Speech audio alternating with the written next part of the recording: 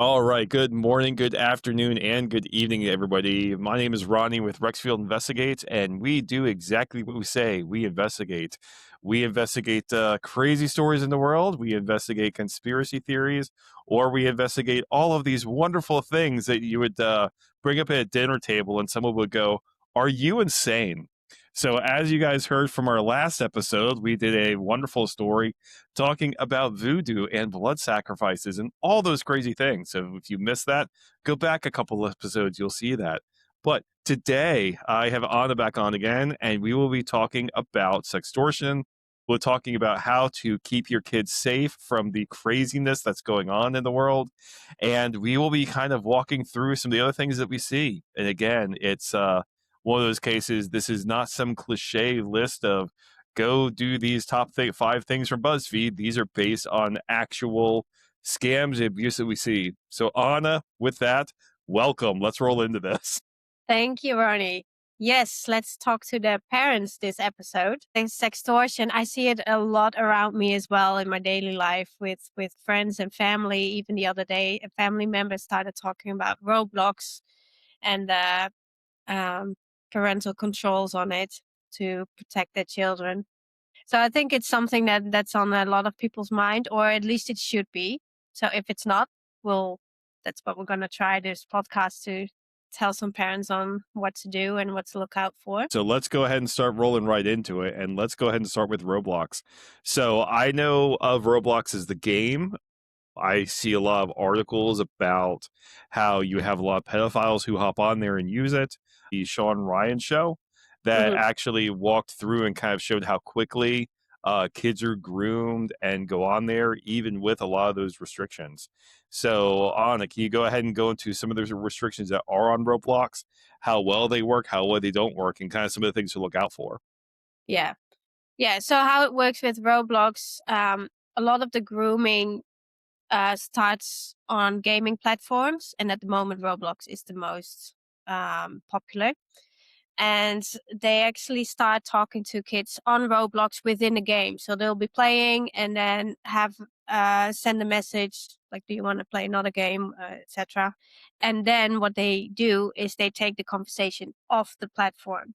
So even if there are parental controls in place, it does not prevent them from taking the conversation off the platform. And as soon as they do, that's where the control of parents ends. A lot of the interaction starts in the game and then gets moved to Snapchat or Instagram and TikTok and Discord. But Instagram and Snapchat are very popular um, for grooming as well. With Snapchat, conversations that happen on there, they will go and be deleted. And that's a lot of the interesting things with Snapchat was it was made to be that quick information that would go and delete the information. So it makes it harder to go back and get the full scoop of what's going on. The great thing is I know that Snapchat does work with law enforcement, so there are ways to get that information, but that's only once you're very, very far into that it becomes hard to see. So Yeah, what and that's why it's so popular. That's why they move it to those platforms because they have the ability to turn on the disappearing messages so no one can see. And as you know, Meta is not very cooperative with these types of investigations, even though they should be. Um, so for them, it's a much safer platform to talk than a gaming platform. And the very interesting thing with Meta and their platform, I've worked around that stuff for years. And when it comes to a Facebook account, like I had a beta Facebook account back in college. So I've seen it all the way from when it was just college people to people arguing on the internet about like stupid stuff. I know that they have a lot of age verifications for kids on there, and there's a lot of content that's pushed out about, hey, we do this really great thing to verify the age and do these things for teens. We have a lot of these positive messages. But for a lot of people, it kind of falls flat because when you go and look at where most of the scams are originating, we know that most of that comes from Facebook and from Meta. When you go and look at teen suicides, a lot of that does tend to stem from Facebook and Meta. A most recent study and criminal indictment that came out that actually talked about addiction of social media and it actually put YouTube and Meta in the spotlight. There's a lot of addictive behaviors based on that. And in addition, we've also kind of in the past talked on multiple episodes about the case where for teens, they want to be included, they want to have that social network. And that directly plays into that and that acceptance too. And that way you get an instant thumbs up or a thumbs down or a like or a dislike. So it becomes a very, very easy thing for people to get involved with. Yeah. I actually read 10 minutes ago that now Meta and YouTube have been found liable for the addiction. So I hope that will be the start of holding them more accountable also for these types of things, because with the age restrictions that they put in place, it's not, honestly, it's not doing too much. Teens are technical these days, so they have ways to bypass it. And even in Australia, they put these restriction laws in place where you can't have social media under, I think, 16. But still, all the kids have social media. They will find ways to bypass all of that. Exactly. And everyone's going to put their birthday as January 1st, 1984, and you can get on everything. So they're all going to go and spoof their birthdays just so they can go and be able to converse back and forth with their friends. Yeah, and I And the think other, that's also the problem with these grooming cases and these suicide cases is kids don't know what the grooming is and what it looks like. And then if it does happen, they feel alone and ashamed, and they don't talk to their parents about it. Maybe they're afraid of the punishment, whatever it could be. And a lot of parents think, well, we put the parental control on so he's safe or she's safe, but it's very limited in what it can do. So a lot of mistakes that people make with the parental controls is that they, for example, don't check the updates. They don't regularly check in on if the settings are still in place, because sometimes if there's an update on, let's say, Roblox, the settings will reset. Kids may still open the conversation with strangers. And then again, if it's moved off the platform, there's nothing that you can do about it. So it's a good a good place to start with the parental control. Definitely turn them on. It does give you some control, but it all starts in opening the conversation with your kids. and I think that's the biggest thing is very much like having that conversation with your kids and just kind of being like, hey, here's what's going on, here's what's happening. And I know for me and my family, I'm a very technical person. And my son has grown up around all types of things that his dad is tinkering with, projects that I've made. Like I have a wall mount that's mounted in our dining room. That's a computer monitor with a Raspberry Pi that has everybody's schedule on it, and with it, I had 3D printed it. So for him, he's kind of immersed in that. So my approach to a lot of this is having that conversation with him. If he's interested in being on Discord, don't just say, "Hey, you can go and randomly be on Discord," but making that server for him so that him and his friends can come on there. And I know I have another friend who is very much in the same vein in that he will actually make those servers so that the kids can have a safe place to go and play with so they know who it is. Or if they want to play with somebody who is like a friend of a friend, but the parents know each other, you can introduce those kids and kind of still keep that closed, trusted circle. And by doing that, it makes it to where it's a lot easier to work with. Yeah, and in that way, you have a lot more control than 95% of the parents who have no gaming or technical knowledge. Yep, absolutely. And it's one of those things where for me, like I said, with the gaming, like I'll be gaming with him and his friends and I'll be kicking their butts, but hey, it's all fun like that. But yeah, it's something where with those parental controls, you have to do a little bit more research to understand what they're doing, how they're working, and very much again have that conversation with parents. And that's one of the big mistakes that a lot of parents do make is that they kind of are like, okay, I can just set this and forget this, and that's it. But Yeah, that's unfortunately that's not the case. yeah, I know that Epic Games, who is the owner of Fortnite, they have been round and round with different lawsuits around age verification, and targeting kids with microtransactions. And I know one of the last updates that they had, they forced age verification. You're starting to see a lot of the companies push back, But unfortunately, I feel like it's kind of a bare minimum just to keep that checkbox so that they can kind of keep working and operating.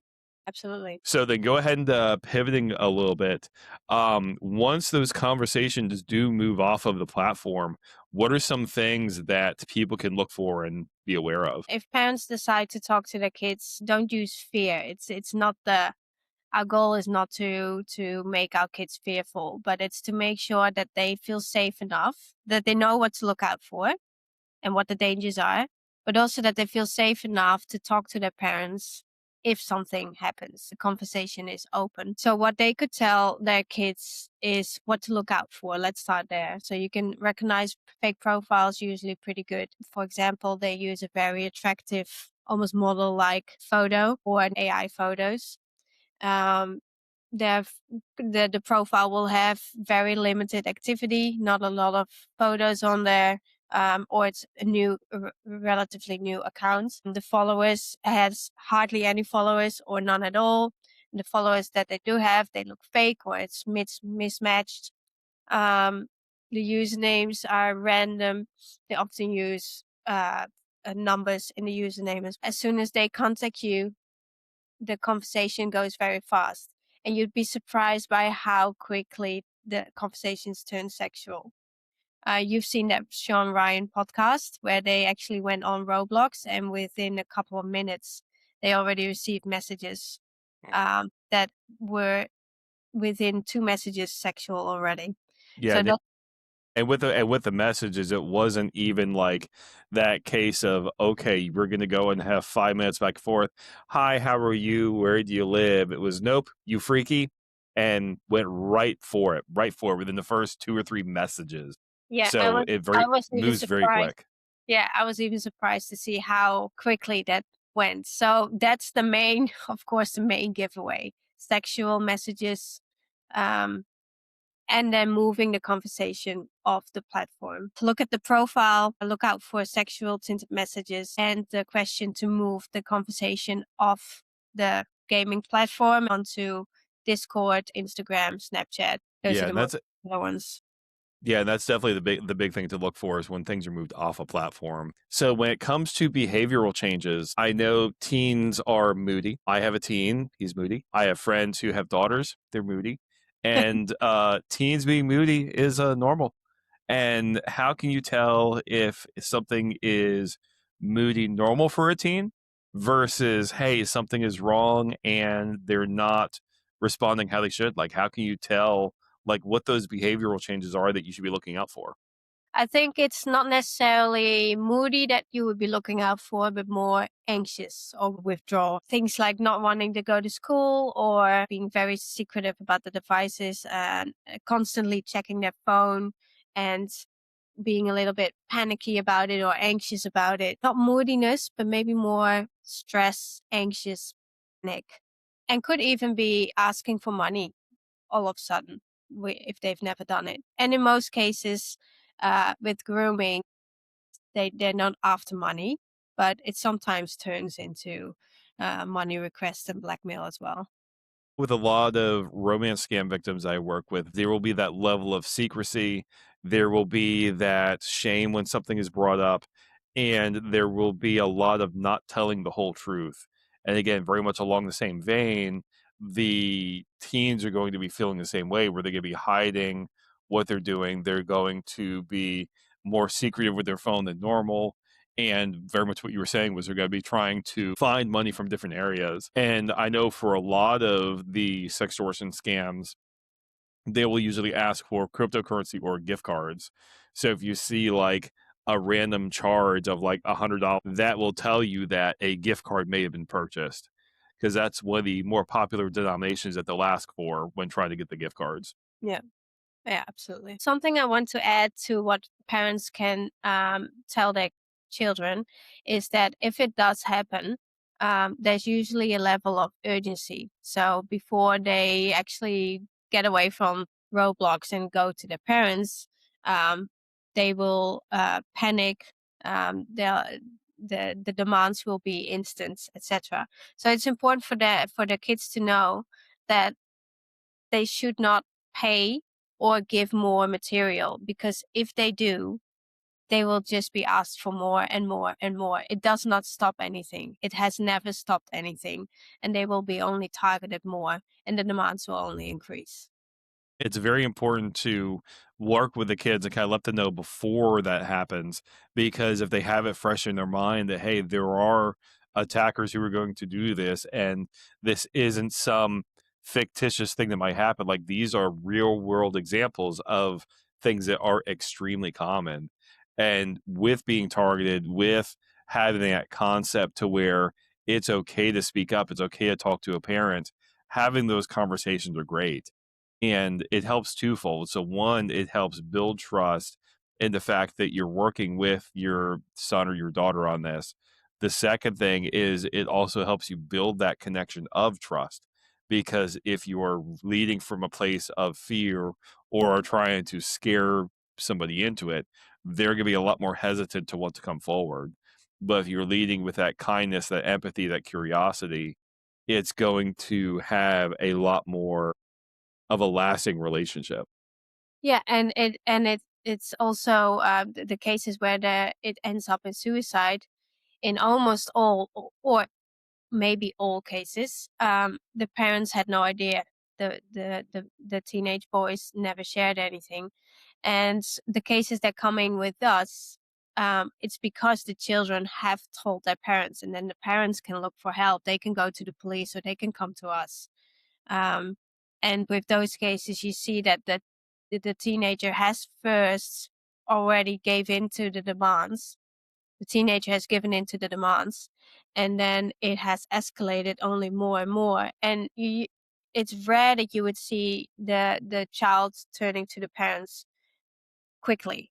It's often over a prolonged time, a longer time before before it escalates so much, and then they will tell the parents. So if they know beforehand what they should do and that demands will not stop if you give them anything, it will only increase and get worse.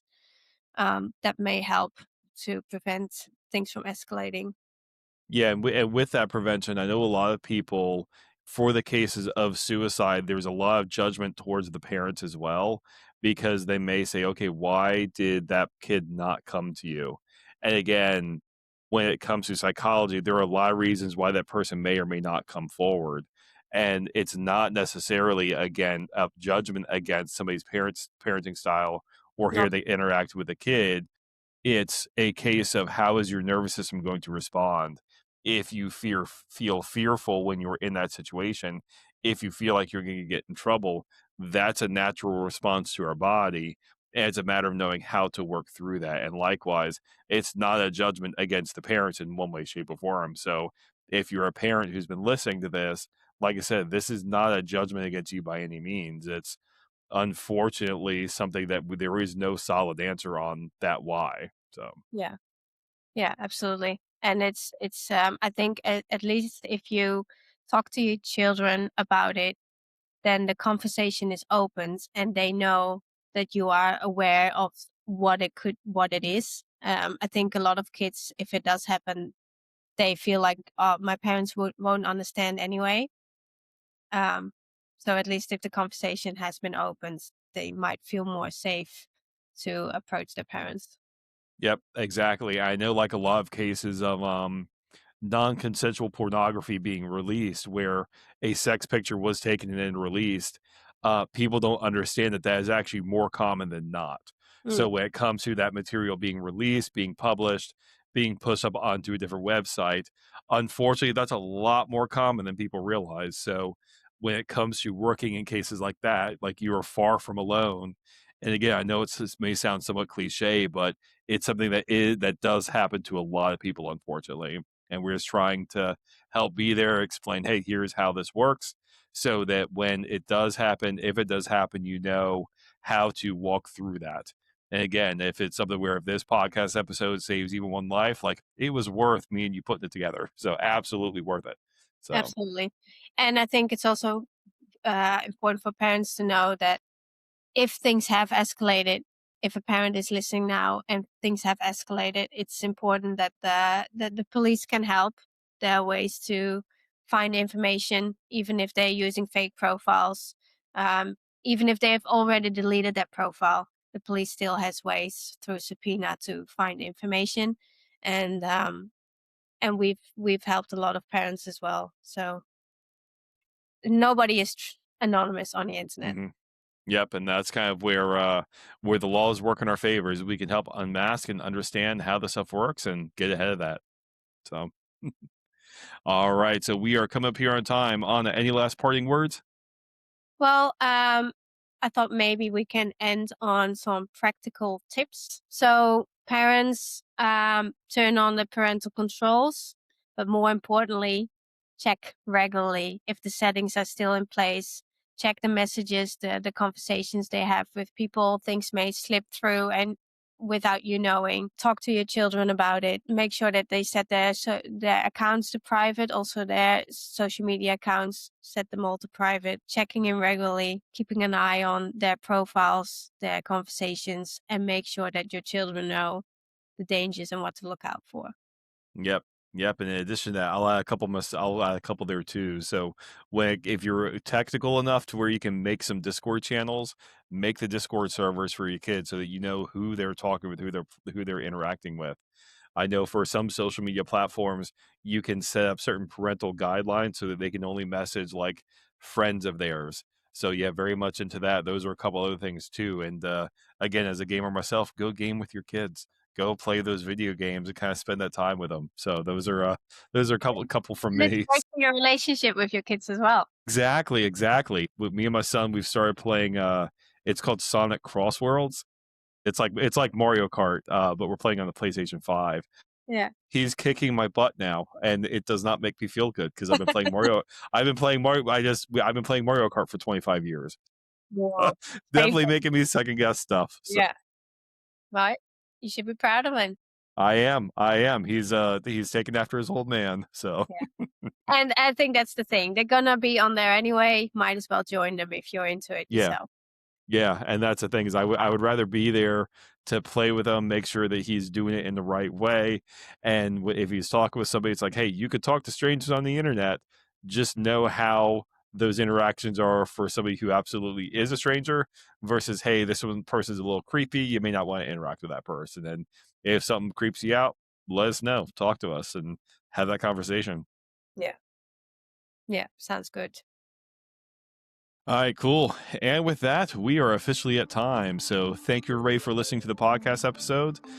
Make sure you hit that like, smash that subscribe, and do whatever the thing content creators tell you to do. You know what it is. You hear it all the time. I'm not going to repeat it.